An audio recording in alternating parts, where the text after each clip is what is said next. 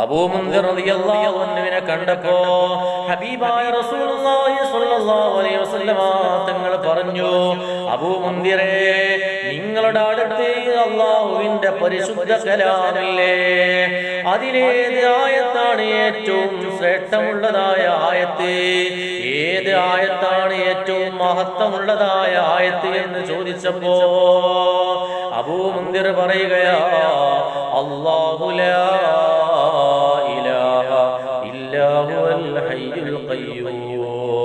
എന്ന് തുടങ്ങുന്നതായ ആയത്തല്ലേ, എന്ന് തുടങ്ങുന്നതായ ആയത്തുൽ കുർസിയല്ലേ നബിയേ.